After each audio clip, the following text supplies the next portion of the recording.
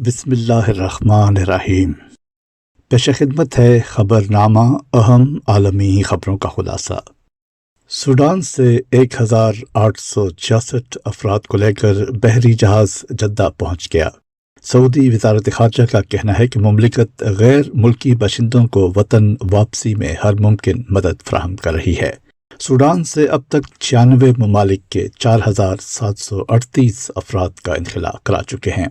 واضح ہے کہ سوڈان میں فوج اور پیرا ملٹری فورسز کے درمیان 15 اپریل سے جاری کشیدگی میں اب تک 512 افراد ہلاک اور 4000 سے زائد زخمی ہو چکے ہیں۔ سوڈان میں فوج اور پیرا ملٹری فورسز کے درمیان اقتدار پر قبضے کے لیے جھڑپیں سیز فائر میں توسیع کے باوجود جاری ہیں۔ گزشتہ روز جنگ بندی میں 72 گھنٹے کی توسیع پر اتفاق ہوا تھا۔ سوڈان میں 15 اپریل سے اب تک 513 افراد ہلاک اور 4000 سے زائد زخمی ہو چکے ہیں۔ سوڈان میں پیرا ملٹری فورسز کے سربراہ جنرل ہیمیتی نے برطانوی میڈیا سے گفتگو کرتے ہوئے کہا ہے کہ بات چیت کے لیے تیار ہیں، لیکن شرط یہ ہے کہ جنگ بندی برقرار رہے، لڑائی ختم ہونے تک مذاکرات نہیں کریں گے۔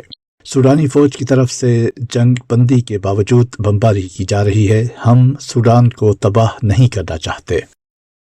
روس کے زیر قبضہ یوکرینی شہر سیوستوپول پر یوکرین نے مبینہ ڈرون حملہ کر دیا۔ دھماکے کے بعد آگ لگنے سے 10 آئل ٹینکر تباہ ہو گئے۔ دوسری جانب یوکرینی حکام نے حملہ کرنے سے انکار کرتے ہوئے واقعہ کو قدرتی آفت قرار دیا ہے۔ اس سے قبل یوکرینی حکام نے دعویٰ کیا تھا کہ روس نے دارالحکومت کیف، وسطی اور جنوبی ریجن میں میزائل حملے کیے۔ ان میزائل حملوں میں 5 افراد ہلاک اور متعدد زخمی ہوئے تھے۔ یوکرین کی جانب سے روس کے گاؤں پر شیلنگ کی گئی ہے، جس میں 2 شہری ہلاک ہو گئے۔ مقامی گورنر نے کہا ہے کہ روس کے بریانسک ریجن میں ایک گاؤں پر یوکرین کی جانب سے شیلنگ کی گئی ہے۔ یوکرین شیلنگ سے رہائشی عمارت مکمل طور پر تباہ ہو گئی، 2 گھروں کو جزوی نقصان پہنچا ہے۔ ٹویٹر نے بھارتی خبر رساں ایجنسی اور چینل کا اکاؤنٹ لاک کر دیا۔ ٹویٹر کی جانب سے بھارتی خبر ایجنسی ANI کو بھیجی گئی ای میل میں بتایا گیا ہے کہ ٹویٹر اکاؤنٹ بنانے کے لیے مقررہ عمر کی شرط پوری نہ ہونے پر ANI اکاؤنٹ بلاک کیا گیا۔ ٹویٹر پر اکاؤنٹ بنانے کے لیے 13 سال سے زیادہ عمر کا ہونا ضروری ہے۔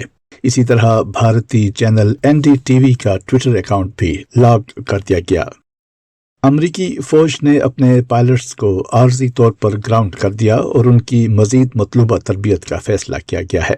امریکی فوج کے سربراہ کی جانب سے یہ فیصلہ کچھ ہی ہفتوں کے دوران ہونے والے ہیلی کاپٹر حادثوں کے بعد کیا گیا ہے۔ ایک روز قبل امریکی فوج کے 2 اپاچی ہیلی کاپٹر ریاست الاسکا میں تربیتی پرواز کے دوران گر کر تباہ ہو گئے تھے، جس میں 3 فوجی اہلکار ہلاک اور 1 زخمی ہوا تھا۔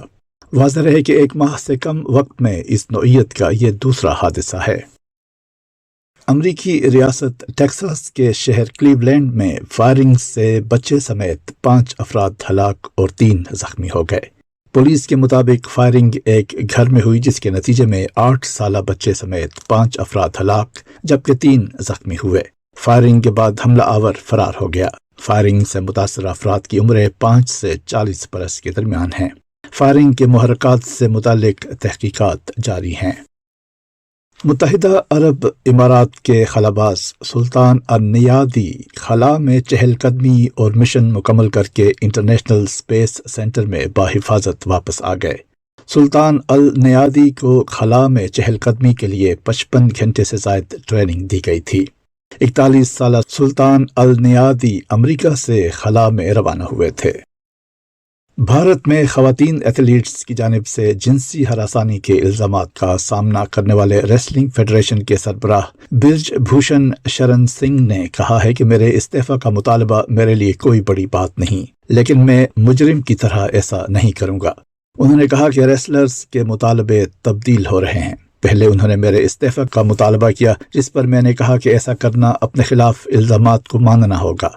واضح رہے کہ بھارتی ریسلنگ فیڈریشن کے سربراہ کے خلاف دہلی پولیس نے جنسی ہراسانی کے الزامات پر مقدمہ درج کیا تھا۔ بھارتی ریسلنگ فیڈریشن چیف پر ہراسانی الزامات پر کئی روز سے نامور ریسلرز سراپا احتجاج ہیں۔ بھارت کی ریاست چھتیس گڑھ میں دھماکے کے نتیجے میں 10 پولیس اہلکار اور ایک ڈرائیور ہلاک ہو گیا۔ پولیس اہلکار آپریشن کے بعد واپس آ رہے تھے کہ ان کی گاڑی کو IED کے ذریعے نشانہ بنایا گیا۔ پولیس اہلکاروں کی ٹیم ماؤ باغیوں کے خلاف انٹیلیجنس کی بنیاد پر شروع کیے گئے آپریشن کے بعد واپس آ رہی تھی۔ واقعہ آرنپور پولیس اسٹیشن کی حدود میں اس وقت پیش آیا جب ریاستی پولیس کے ڈسٹرکٹ ریزرو گارڈ DRG کی ایک ٹیم آپریشن کے بعد واپس آ رہی تھی۔ برطانوی شاہ چارلز سوم کی تاج پوشی کی تیاریوں کا آغاز ہو گیا، جس کے ساتھ ہی تاریخی شاہی سٹون آف ڈیسٹینی کو اسکاٹ لینڈ سے لندن منتقل کر دیا گیا ہے۔ برطانوی بادشاہت کے لیے مقدس سمجھے جانے والے تاریخی پتھر سٹون آف ڈیسٹینی کو سخت سیکیورٹی میں اسکاٹ لینڈ کے ایڈنبرا قلعے سے روانہ کیا گیا۔ تقریب میں اسکاٹ لینڈ کے فرسٹ منسٹر حمزہ یوسف خصوصی طور پر شریک ہوئے۔ سٹون آف ڈیسٹینی کے نام سے جانا جانے والا یہ پتھر 9ویں صدی سے برطانوی اور اسکاٹش بادشاہوں کی تاج پوشی کے لیے استعمال ہوتا آ رہا ہے۔ شاہ چارلز سوم کی رسم تاج پوشی 6 مئی کو لندن کے ویسٹ منسٹر ایبی میں ہوگی۔ اہم عالمی خبروں کا یہ خلاصہ روزنامہ الفضل انٹرنیشنل 2 مئی کے صفحہ 8 پر شائع ہوا۔